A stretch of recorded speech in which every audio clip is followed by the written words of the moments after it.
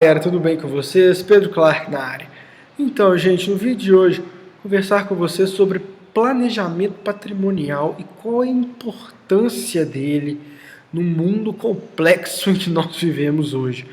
Olha, comecei a ter a ideia desse vídeo só para vocês entenderem com o caso, né, do Gustavo Lima ter separado da esposa dele. E assim, o que mais me interessou nesse caso dessa separação deles era realmente saber qual era o regime do casamento dos dois.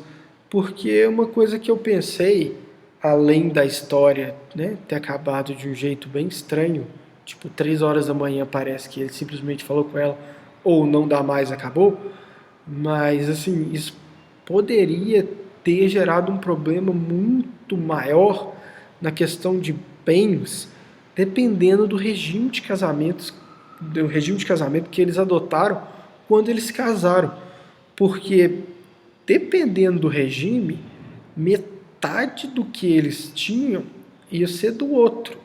Então, dependendo aí, né, de como a coisa podia andar, um às vezes com uma certa raiva do outro, poderia querer realmente brigar por tudo e ter uma briga judicial gigantesca, mas como eles adotaram o regime da separação total de bens, isso pelo menos já simplificou muito a vida dos dois, porque basicamente a separação total de bens é tudo que está em nome dela continua em nome dela, é dela, ele não tem direito a nada, e tudo que está em nome dele é dele, e ela não tem direito a nada.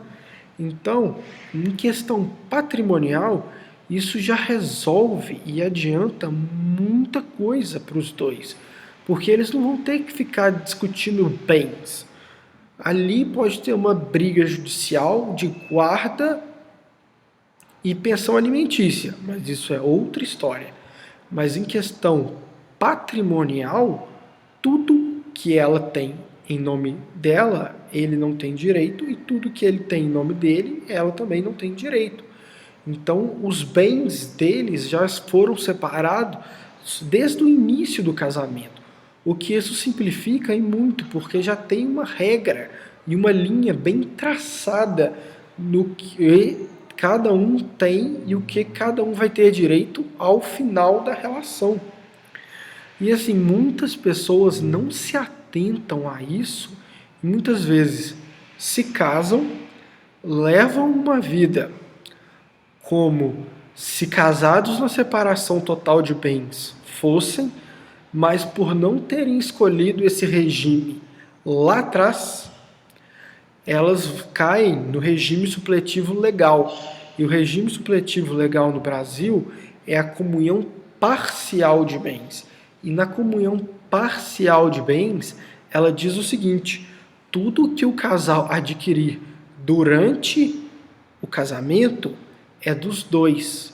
Aqui só não entra o que eles adquiriram antes do casamento, o que eles adquiriram antes do casamento é separadamente deles, e o que cada um adquiriu de forma gratuita durante o casamento, como por exemplo, adquirido através de herança ou alguém fez alguma doação para um dos dois. Aí o outro não tem direito. Mas se dos cônjuges, por exemplo, comprou um apartamento e está em nome de um só deles, não importa, porque foi bem adquirido de forma onerosa durante a constância do casamento, e o seu regime de casamento é a comunhão parcial de bens, então o seu cônjuge ele tem direito à metade do imóvel, porque o regime que vocês se casaram dá a ele ou ela a esse direito. Então é aí que muitas vezes as brigas de casais começam, porque às vezes vocês podem até ter combinado assim, entre vocês, né? Ó, tudo que é meu, tudo que é seu, mas no final de uma relação, várias coisas podem acontecer e muitas relações podem não terminar tão bem. E você, às vezes, sabendo que você tem um direito que você às vezes imaginava que não ia ter, pode causar problemas e pode travar brigas judiciais gigantes, que, nossa, assim, são dores de cabeça gigantescas. E, assim, eu sei disso porque eu estou formando em direito agora e eu já vi várias coisas disso acontecerem. Então, escolher um regime de casamento é muito importante.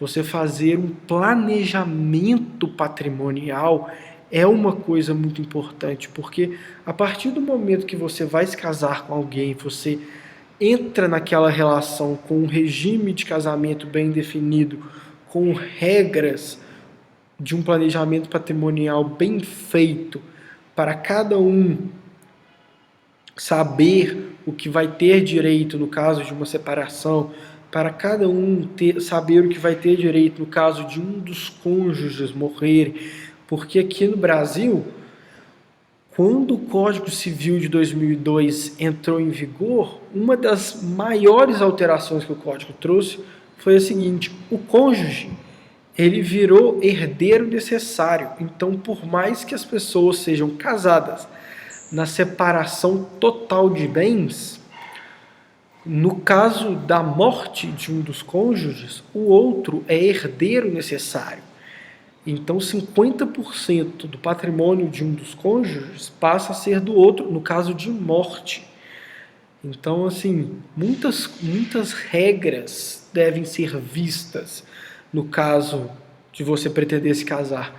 Parece simples, mas não é. Hoje em dia, um casamento é muito mais do que felizes para sempre. Tem muitas regras patrimoniais envolvendo um casamento. Então, gente, o vídeo de hoje vai ficando por aqui. Não esquece de se inscrever no canal e dar o joinha. Se vocês gostaram do conteúdo do vídeo e querem que eu traga mais coisas sobre isso, deixa aí nos comentários. Muito obrigado. Fui!